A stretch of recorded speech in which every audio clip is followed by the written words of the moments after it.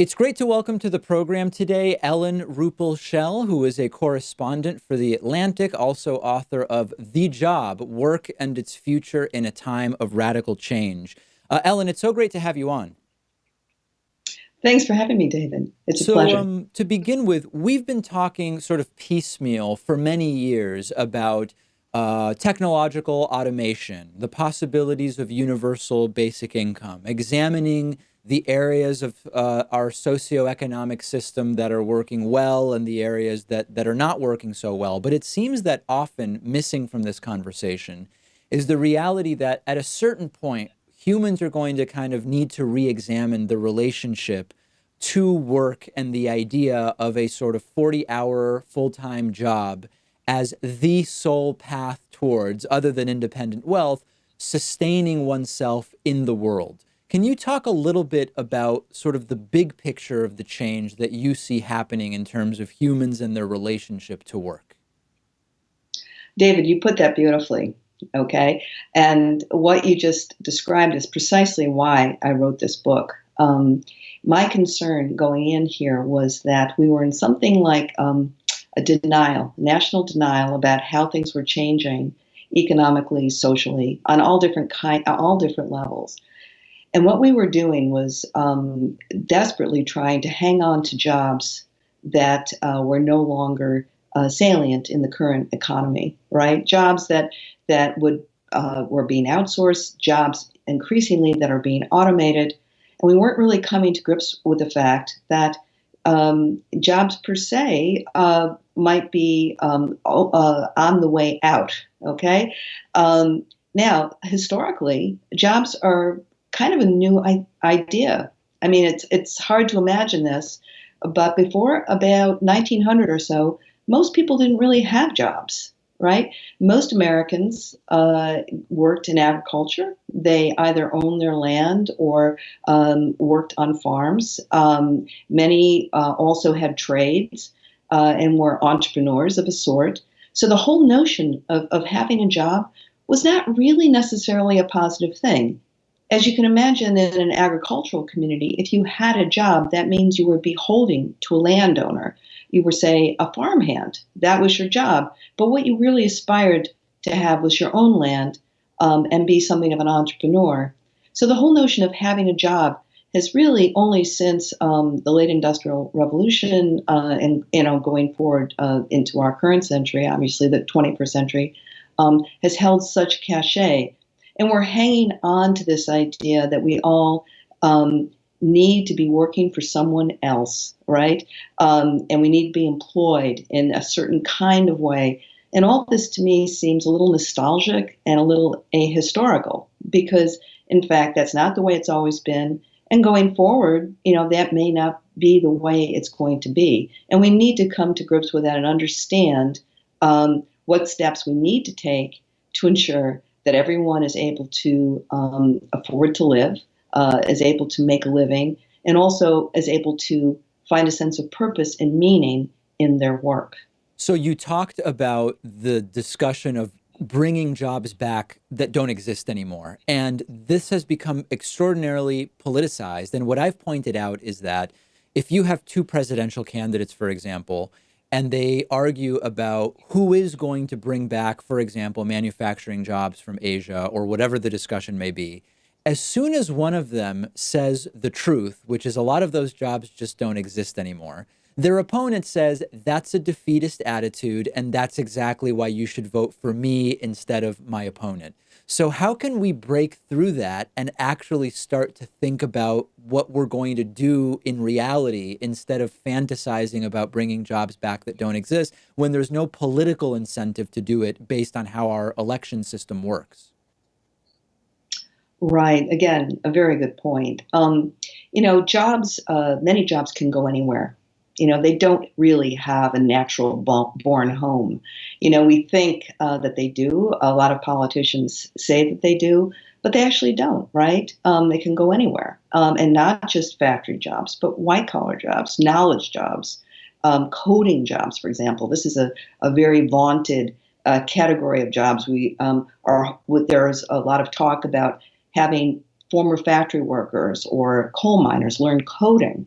That's a temporary fix at best because the ability to code is an international one.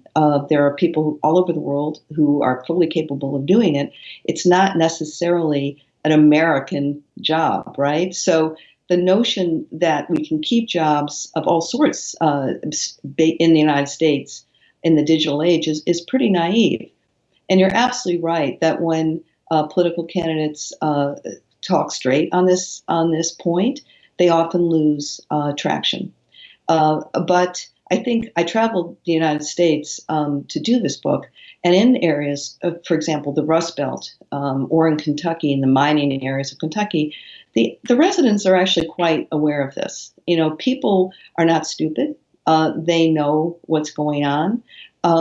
So speaking the truth on this, I think is going to be more and more accepted because people are understanding it. So even though you know we're sometimes told, for example, the Moraine effort, right, where a Chinese manufacturer was setting up in Ohio outside of Dayton in a former GM plant. I don't know if you recall that was in recent news. And in fact, guess what? They're not really going to do manufacturing there.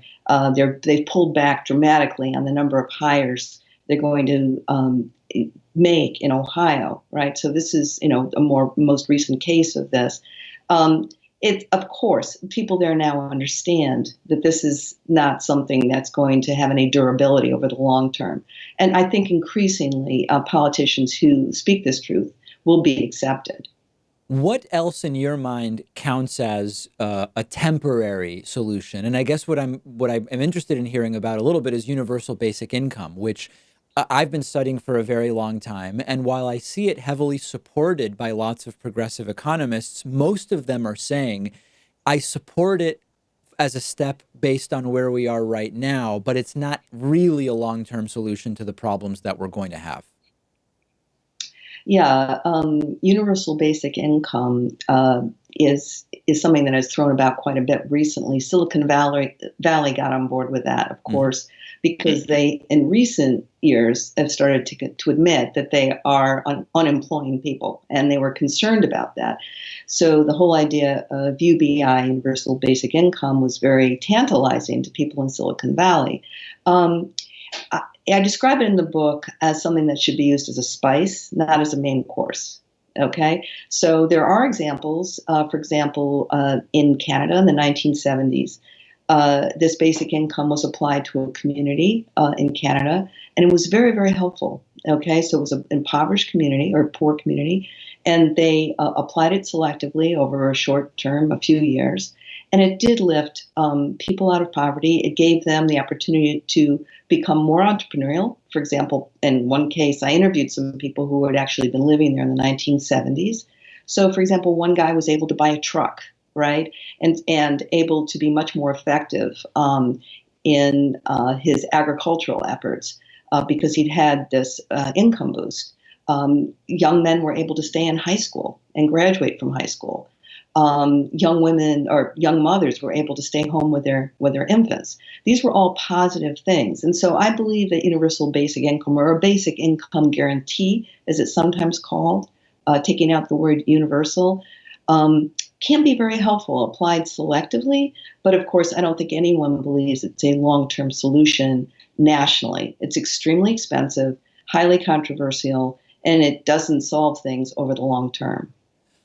When we think about the class impact of what's coming, is one point of view which says, okay, technological unemployment or automation related unemployment is going to disproportionately affect people who are already economically disadvantaged way more than people who are upper middle class and higher. However, a bunch of reports that I've looked at, which estimate that anywhere between 40 and 60% of current jobs would be subject to partial or full automation. A lot of those jobs are what I guess we would call white collar jobs or information jobs. So what is your assessment of the truth about what the class impact will be of this? Well, that again, quite an astute observation, David, and a comment. Um, over the, I think it's not well known that since about 2000, the demand for skill in the United States has actually declined. Okay, now that's a hard thing to get your head around because what we're told is we need more and more education to be competitive, that more and more of us need to graduate from college or graduate school. But in fact, the demand for skill has actually declined since 2000. It increased before that time, and therefore more and more education and specialized training was effective before that. But since 2000, not so much. And it's because of what you're describing.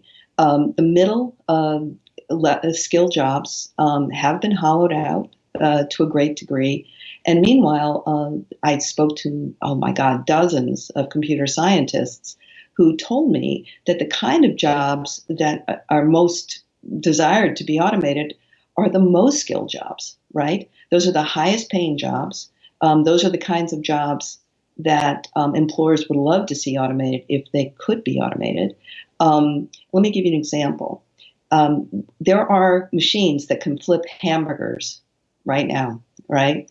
But fast food outlets are not necessarily buying those machines because they can pay people very little to flip hamburgers, right? So they don't want to buy the machines. The machines are more expensive than the people, and so why bother? But if you can automate a highly sophisticated financial advisor's job, or a physician's job, or a lawyer's job, the payoff is enormous. So there's a tremendous rush to see how those particular jobs can be automated. So I think it's really naive to think that it's only low-skill jobs that are becoming digitalized. Those were the easiest ones to do, and of course, many of them have been. But the focus now is going up the pay scale and going up the skill scale. So this is going to be kind of a less class-based than you may think. Many people are concerned about this and are preparing for this.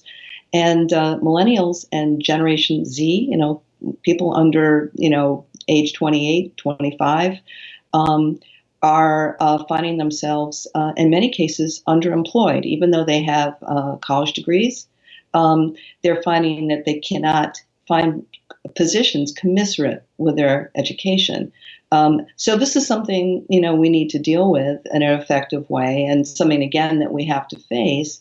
Rather than telling everyone they need more and more education and more skills, we have to sit back and think, okay, what kind of skills, what kind of education, and what kind of jobs? The book is fantastic. It's called The Job, Work, and Its Future in a Time of Radical Change. It really ties together a lot of the topics we've been talking about on the program for a long time. We've been speaking with the book's author, Ellen Ruppel Shell, who's also a correspondent for The Atlantic. Ellen, really a pleasure speaking to you today. Thank you so much, David. It was a real pleasure.